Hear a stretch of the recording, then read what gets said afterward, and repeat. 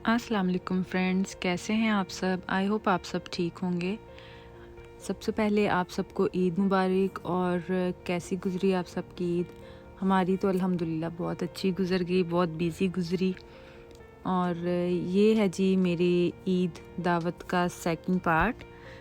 तो चलें जी, शेयर करते हैं आपके साथ अपनी रूटीन।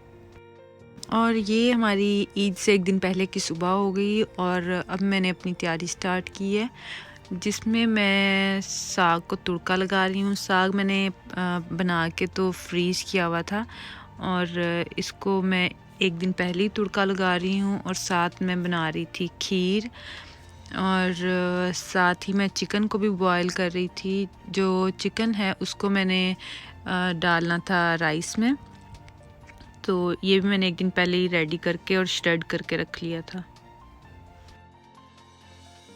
जब मैं बिल्कुल नई यहाँ आई थी तो आके पहली दावत जब हमारे घर में हुई, और मैंने जैसे हम नॉर्मली पाकिस्तान में करते हैं कि जिस दिन दावत होती है उसी दिन हम खाना बनाते हैं, मैंने भी ऐसे ही किया। और उस दिन मेरी दावत समझ लें कि इनकम्प्लीट रही। और फिर मेरी नंद ने मेरे साथ हेल्प करवाई। उसके बाद से फिर मैंने ये काम जो है ऐसे डिवाइड कर लिए सारे, और डिवाइड करने से फिर मुझे इतनी ज़्यादा आसानी हो गई कि मैं अब ऐसे ही काम करती हूँ। मुझे अगर मैं जल्दी इस तरह काम ना करूँ तो मेरे एंड तक काम ख़त्म नहीं होते। तो यहाँ पे मैंने जो है चावलों का तुड़का भी भून लिया था, वो भी मैंने बिल्कुल तैयार करके रख लिया। और ईद वाले दिन मैंने उनको बस उसकी यखनी को और ये जो है तुड़का बनाया, ये मैंने मिक्स किया और बॉयल करके तो मैंने राइस स्टीम पे रख दिए थे।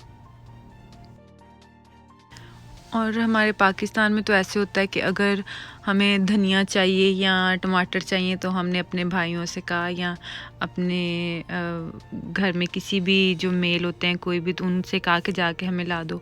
लेकिन यहाँ हमें क्या होता है, अगर हम पूरी ग्रॉसरी भी कर लेते हैं और कोई एक आधी चीज़ हम भूल जाते हैं तो वो हमें फिर ख़ुद लेने जानी पड़ती है और हमें सारे अपने काम स्टॉप करने पड़ते हैं।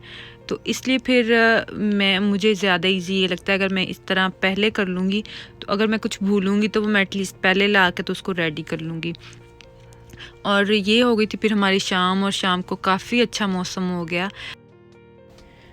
तो बाकी फिर जो मेरे काम थे वो मैंने नेक्स्ट डे पे छोड़ दिए कि वो नेक्स्ट डे ही करने वाले थे, और वो कोई बहुत बड़े काम फिर बच्चे नहीं थे। तो मैंने फिर अपने बच्चों को खाना वगैरह खिलाया और रात हो गई हमारी।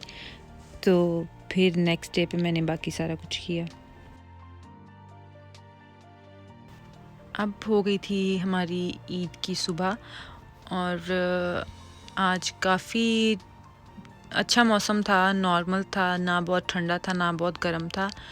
और मैंने उठ के सबसे पहले अपने रूटीन के काम किए और बच्चों को शावर वगैरह दिलवाया।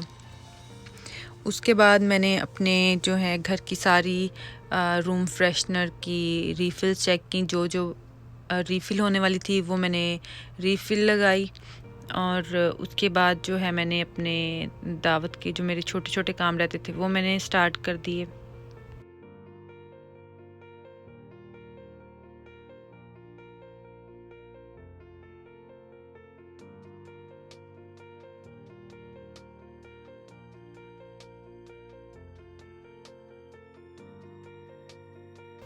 ये बन रहा था गोट मीट, ये हमने ईद वाले दिन ही बनाया था।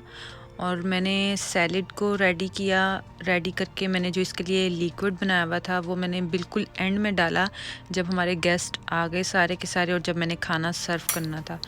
वो डालने से ये था कि जब मैंने इसके अंदर सारे ड्राई फ्रूट्स ऐड किए थे तो वो सॉगी हो जाने थे, इस तरह वो क्रंची रहते हैं। तो इसलिए मैंने जो इसका लिक्विड था वो बिल्कुल एंड में डाला था।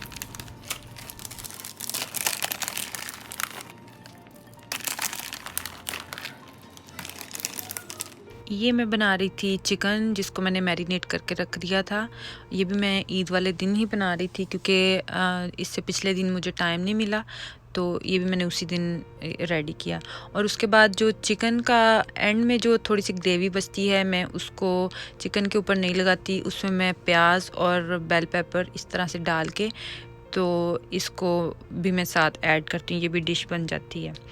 और फिर हो गई थी तकरीबन शाम और गेस्ट आने में 2 घंटे रहते थे, तो मैंने सारी अपनी जो है कैंडल्स वो चला दी थी ताकि घर में से अच्छी स्मेल आए।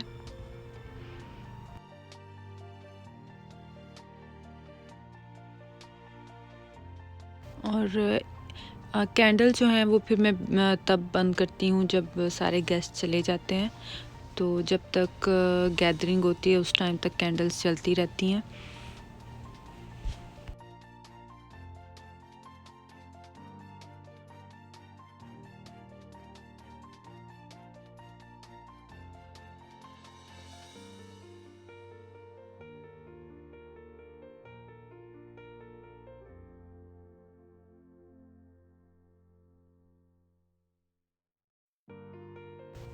और मैंने तकरीबन शाम को जब मेहमान आने में 1 डेढ़ घंटा रहता था, तो मैंने अपने राइस को भी स्टीम दे दी थी।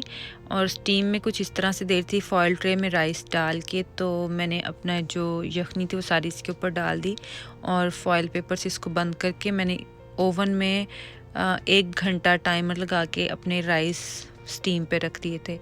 और जब गेस्ट आए तो हमारे राइस जो हैं बिल्कुल रेडी हो गए, और मैंने इनको निकाल लिया। हम लोग दावत पे राइस इस तरह से बनाते हैं। और जब मैंने इनको स्टीम के लिए रख दिया तो मैंने अपने बच्चों को भी तैयार कर दिया और मैं ख़ुद भी जाके तैयार हो गई। और राइस को मैंने स्टीम बिल्कुल एंड में दी थी क्योंकि बाकी सारे मेरे काम ख़त्म हो गए थे, बस यही था जो अब 1 घंटे बाद इसने खुद ही कुक हो जाना था।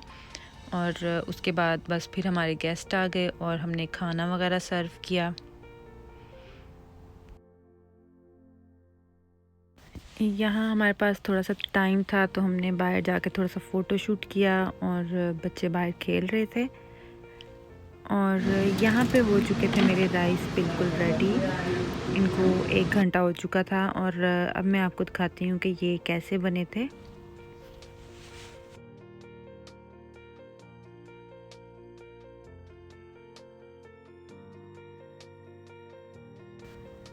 ओवन में स्टीम जो राइस को देते हैं वो सबसे इजी है और इस तरह से राइस बहुत ही अच्छे बनते हैं। और काफ़ी टाइम भी आपका बच जाता है कि आपको खड़े नहीं होना पड़ता और इनको बार बार देखना नहीं पड़ता। बस आपने ओवन में रखा, टाइमर लगाया और 1 घंटे के बाद आपने अपने राइस जो हैं वो बाहर निकाल लिए।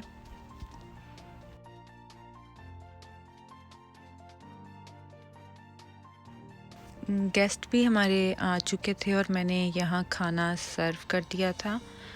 तो ये था मेरा आज की दावत का मेन्यू जो कि मैंने रेडी किया था।